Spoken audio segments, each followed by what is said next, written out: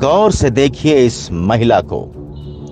ये महिला अपने पति की अकस्मात मृत्यु पर शोक जता रही है, दुख जता रही है। और जब पुलिस ने खुलासा किया तो यही निकली अपने पति की कातिल।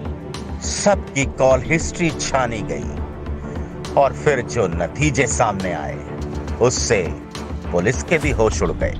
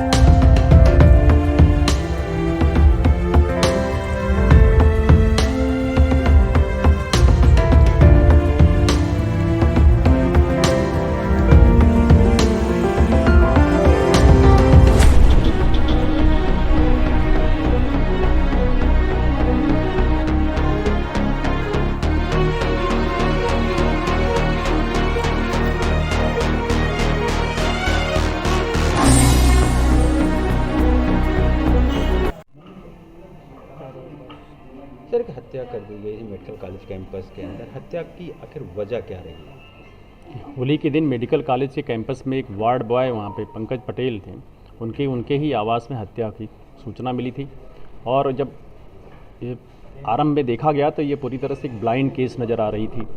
फिर जैसे जैसे इसमें इन्वेस्टिगेशन स्टार्ट हुआ, काफ़ी कम टाइम में इसमें कड़ियाँ जोड़ी गई और इसमें बहुत महत्वपूर्ण रोल रहा सीओ कर्नलगंज साहब का और एसओ जॉर्ज टाउन का। इन लोगों ने लग करके तो मालूम चला कि इसके पीछे उनकी पत्नी और उनके दोस्त ही हैं साजिशकर्ता के रूप में।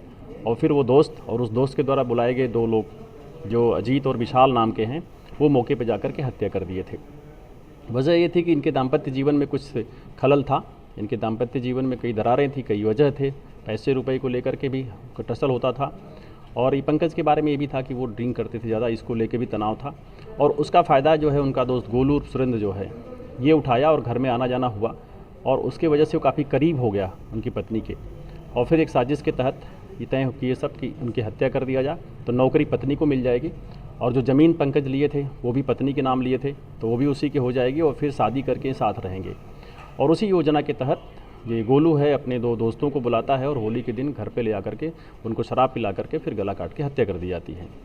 इस घटना का काफ़ी सही अनावरण और ठीक अनावरण हुआ, कम टाइम में हुआ। ऐसे चारों मुलजिम जो इसमें संलिप्त हैं, पत्नी 120B में है और 3 लोग जो मौके पर गए थे वो 302 में हैं और सभी को गिरफ्तार किया गया है। आला कत्ल बरामद हुआ, इनको जेल भेजा जा रहा है और इस तरह से घटना का सफल अनावरण हुआ। एक अभियुक्त का पुराना आपराधिक इतिहास है। एक अजीत नाम का जो मुलजिम है उसमें, जो जाके उसने काटने में महत्वपूर्ण भूमिका निभाई थी, उसको 307 में पहले भी धूमनगंज थाने से जेल जा चुका है।